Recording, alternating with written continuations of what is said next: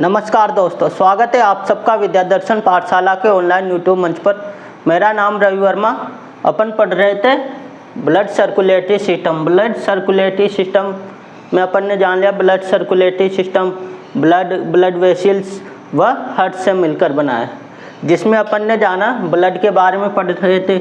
Blood के बारे में अपन ने संपूर्ण जानकारी इकट्ठा कर ली थी, जिसमें अपन ने ब्लड का सॉलिड पार्ट, ठोस वाला भाग व तरल वाला भाग के बारे में पढ़ लिया था, लिक्विड पार्ट। जिसमें लिक्विड पार्ट में अपन ने प्लाज्मा पढ़ा था। प्लाज्मा, फिर ये इसमें कुछ मात्रा में वाटर, आयंस, ग्लूकोज व प्रोटीन पाए जाते थे। फिर सॉलिड वाले भाग में अपन ने आरबीसी, डब्ल्यूबीसी व प्लेटलेट्स के बारे में भी लगभग सभी बातें पढ़ ली थी। तो फिर उसी में अपना अगला टॉपिक आया था ब्लड ग्रुप। ब्लड ग्रुप मतलब रक्त समूह। रक्त समूह में अपन देख रहे थे कि अपने पास ब्लड ग्रुप 4 प्रकार के आ रहे हैं। 4 प्रकार के कौन कौन से? एक तो हो गया ए, और दूसरा हो गया बी, और तीसरा ए बी और ओ। मतलब ए ब्लड ग्रुप वाले में कौन सी एंटीजन उपस्थित रहेगी? ए एंटीजन है एंटीजन। और बी ब्लड ग्रुप वाले में बी एंटीजन, और ए बी वाले में दोनों ही उपस्थित रहेगी। ए भी रहेगी और बी भी रहेगी, दोनों ए बी एंटीजन उपस्थित रहेगी। तो इसको इस वजह से ए बी ब्लड ग्रुप बोल दिया था।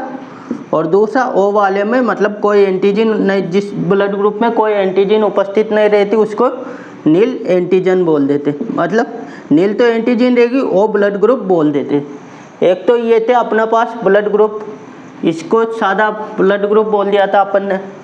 और दूसरी बात आए, एक और इसमें टॉपिक आया था अपने पास RH फैक्टर। RH फैक्टर मतलब RH फैक्टर के बारे में अपन ने जाना था कि इसके माध्यम से अपन को अपने ब्लड ग्रुप में ब्लड ग्रुप पॉजिटिव और नेगेटिव का निर्धारण करते हैं। नेगेटिव का निर्धारण करते किसके आधार पर? डी एंटीजन के आधार पर। मतलब जिनके ब्लड में, जिनके आरबीसी के ऊपर डी एंटीजन उपस्थित होती है उसको पॉजिटिव बोल दिया था, और जिसमें एब्सेंट रहती है उसको नेगेटिव बोल दिया था। और इसकी सर्वप्रथम मतलब RH रीसस मंकी के ऊपर देखा गया था इसको। फिर मनुष्य के आरबीसी में भी वही सेम एंटीजन देखी, तो इस वजह से इसको RH फैक्टर बोल दिया था। फिर अपन देख रहे हैं कि ये तो अपने ब्लड ग्रुपिंग की बात हो गई। फिर आती है मेन इम्पोर्टेंट टॉपिक अपना आज का, मतलब जो आज का अपना टॉपिक भी रहेगा कि अपने माता पिता से बच्चों का ब्लड ग्रुप कैसे निर्धारण होता है। मतलब ब्लड ग्रुप निर्धारण। ब्लड ग्रुप निर्धारण अपन कैसे करेंगे? मतलब उसके पहले अपन को अपने टेबल के माध्यम से देखेंगे। तो अब देखते हैं रक्त समूह की वंशानुगतता, हेरिडिटी ऑफ ब्लड ग्रुप। मतलब मान लो ये टेबल है अपने पास, इसमें ये तो है father's blood group A B और ओ, 4 प्रकार के होते हैं। और मदर्स ब्लड ग्रुप जैसे ये हो गया अपने पास mother blood group A B और ओ। तो इनसे संतान उत्पत्ति होने वाले के ब्लड ग्रुप ये आ गए अपने पास, ये पूरे टेबल में हैं। तो अपन देखते हैं किस प्रकार से। जैसे मान लो मतलब है अपने पास फादर का तो ए हो गया, ये अपने पास फादर का ए, और मदर का भी अपने पास ए ब्लड ग्रुप आ गया। तो इनकी संतान उत्पत्ति में कौन सा ब्लड ग्रुप आएगा? अपन जानते हैं कि जब माता पिता का मिलन होता है मतलब एंटीजन बनती, तो 2 एंटीजन होते हैं। जैसे मान लो एक तो ए आ गया, ए एंटीजन, और इसमें कोई एंटीजन नहीं दे रखी तो अपन नील एंटीजन मान लेते इन संतान उत्पत्ति को देखने के लिए। यहाँ पर भी ओ एंटीजन मतलब 0 एंटीजन, नील एंटीजन मान ली। आपके पास भी ऐसे ब्लड ग्रुप दे रखे हो क्वेश्चन में, तो आप वहाँ पर नील वाली एंटीजन 0 से लिख सकते हैं, ताकि आप पर आसानी से वो संतान उत्पत्ति वाला चार्ट बना सके। तो अपन देख लेते हैं ये वाला ए, जब माता के ए से मिलेगा, ए एंटीजन से मिलेगा, तो कौन सा ब्लड ग्रुप आएगा संतान का? ए आ जाएगा। उसी प्रकार ये वाला वापस इस नील वाली से भी मिलेगा, तो अपने पास ए ब्लड ग्रुप आ जाएगा। फिर ओ में देख लेते हैं, ये ब्लड ग्रुप रक्त समूह इस वाली एंटीजन से मिलेगा, तो ये अपने पास वापस ए आ जाएगा। नील का कोई इफेक्ट नहीं होगा। जब ये नील वाली और इस नील वाली से मिलेगी, जब अंतर आ जाएगा, अब यहाँ पर देखेंगे कि अपने पास 0 एंटीजन ओ ब्लड ग्रुप आ गया। तो उसी प्रकार अपने पास कौन कौन से ब्लड ग्रुप बन गए? जब माँ फादर और मदर दोनों ए हो तो ए और ओ ब्लड ग्रुप बन गए, मतलब सॉरी ए और ओ ब्लड ग्रुप बन गए। तो देख लेते हैं टेबल को भी एक बार समझ लो आप। तो जब फादर का भी ए और मदर का भी ए, तो कौन कौन से ब्लड ग्रुप आ गए अपने पास? ए और ओ आ गए।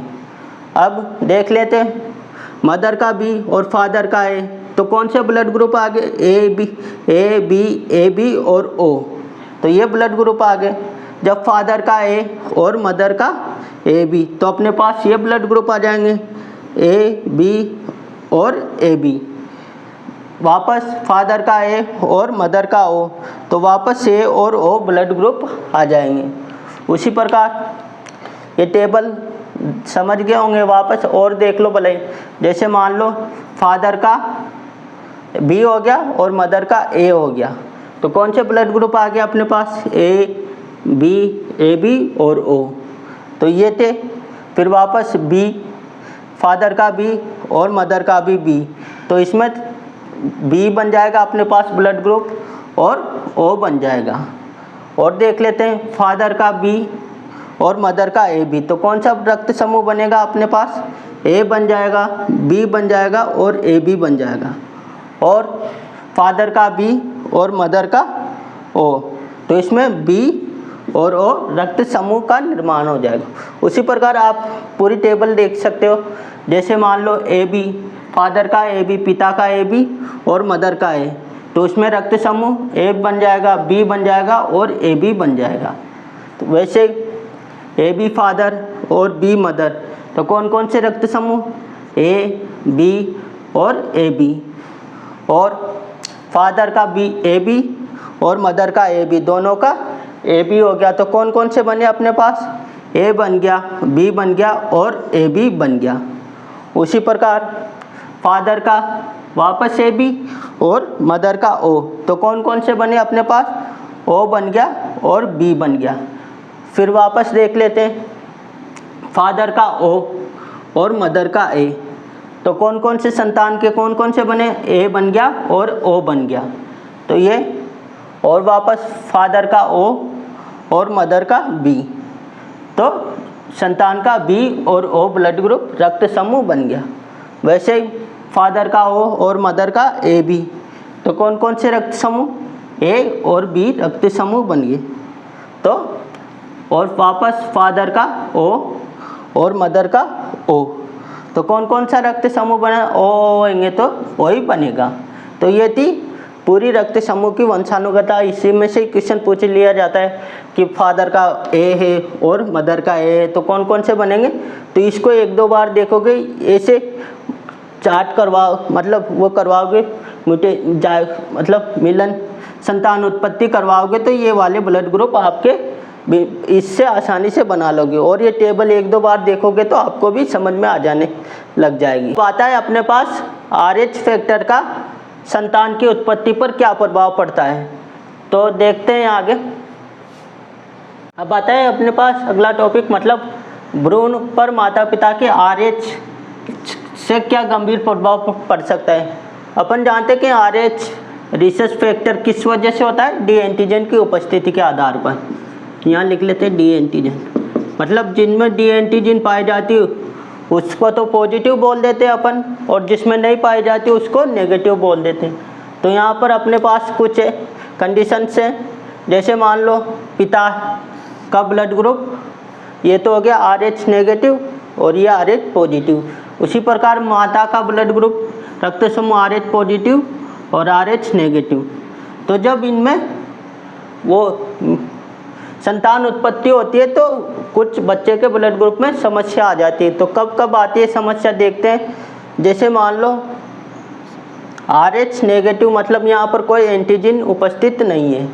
तो जैसे ही ये RH पॉजिटिव वाली मदर से के द्वारा संतान उत्पत्ति होगी RH नेगेटिव वाले पिता से, तो इनमें कोई कॉम्प्लिकेशन नहीं आएगी, मतलब बच्चा और दोनों स्वस्थ रहेंगे।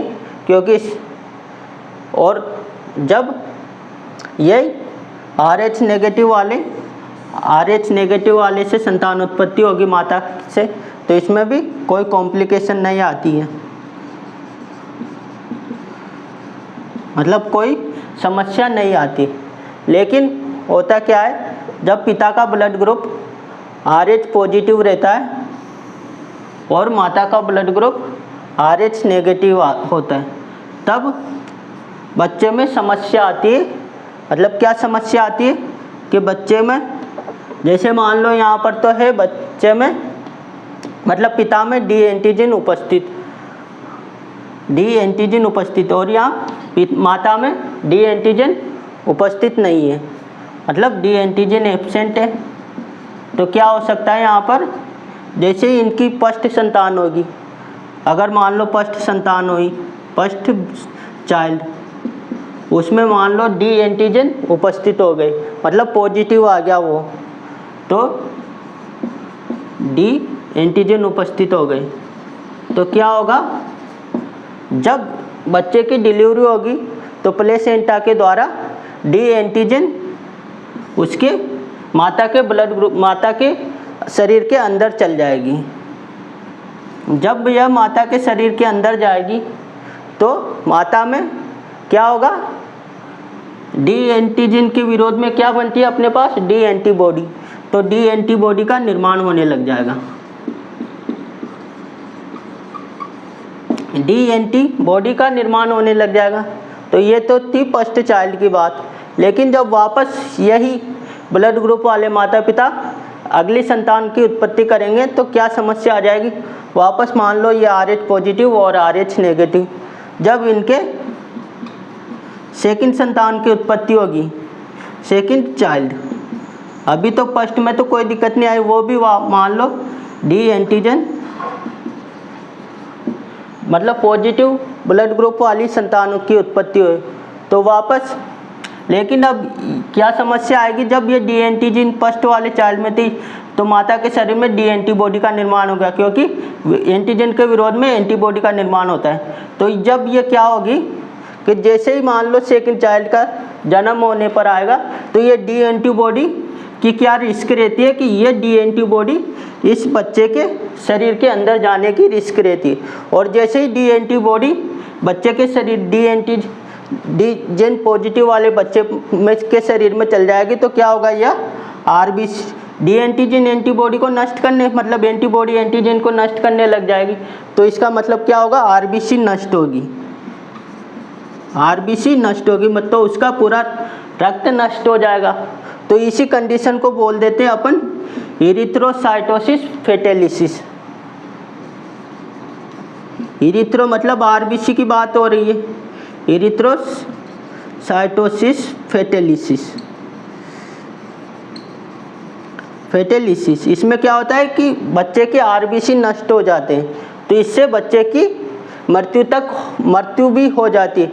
इसी वजह से तो ये कंडीशन बनती है, मतलब बच्चे की जान को खतरा हो जाता है। इसी वजह से इस रोग को, इस डिजीज को इरिथ्रोसाइटोसिस ब्लास्टोसिस फेटेलिसिस कहते हैं। इस रोग का और भी नाम, इसको हीमोलिटिक डिजीज भी बोल देते हैं,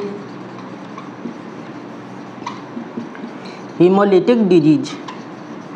तो इस कंडीशन से बचने के लिए क्या करते हैं, जैसे मान लो फर्स्ट चाइल्ड हुआ और सेकंड चाइल्ड में D एंटीजन रहते हैं, तो D एंटीबॉडी के द्वारा RBC नष्ट हो जाते हैं।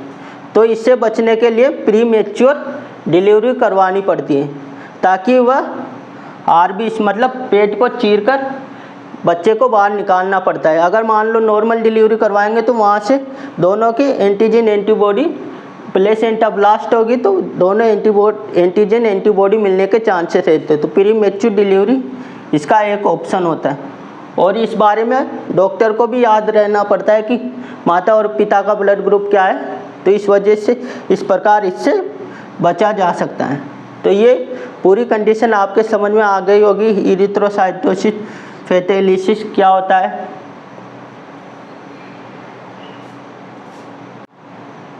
इसी का एक और अन्य नाम भी बोल देते हैं, इसको RH इनकम्पेटिबिलिटी भी बोलते हैं।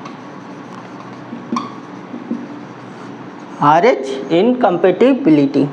तो ये थी माता पिता मतलब भ्रूण पर क्या असर पड़ सकता है, इससे इरिथ्रोसाइटोसिस फेटेलिसिस होता है। यह केवल एक कंडीशन में होता है। क्या है कंडीशन अपने पास, जब पिता का ब्लड ग्रुप RH पॉजिटिव हो और माता का RH नेगेटिव हो। तो ये एक और इसी में अपना ये टॉपिक पूरा होता है रक्त समूह का। इसी में एक और बात आ जाती है, कभी कभी बॉम्बे ब्लड ग्रुप का नाम भी आ जाता है, बॉम्बे ब्लड ग्रुप। वैसे तो कुछ भी नहीं है, ये हमारे RBC के ऊपर ही एक और एंटीजन उपस्थित होती है जिसको बोलते हैं अपन H एंटीजन, और यह बहुत ही रेयर कंडीशन में पाई जाती है। मतलब बहुत ही कम कुछ पॉइंटों में, मतलब पॉइंट मतलब मान लो प्रति पर मान लो 100% इंसान है, तो उसमें से भी मतलब 1% लोगों से भी कम लोगों में यह एंटीजन पाई जाती है। इस वजह से इसी की बात कर रहे हैं। और यह सर्वप्रथम बॉम्बे में देखी गई थी, ये एंटीजन बॉम्बे में देखी, इस वजह से इसको बॉम्बे ब्लड ग्रुप भी बोल देते हैं। तो यह था अपने पास रक्त समूह का आज का पूरा टॉपिक, यहीं पर ही समाप्त होता है। आशा करता हूँ आपको समझ में आया होगा। इसी प्रकार की वीडियो देखने के लिए हमारे चैनल पर जुड़े रहिए, बने रहिए विद्यादर्शन पाठशाला पर। थैंक्स, लाइक शेयर व सब्सक्राइब करें।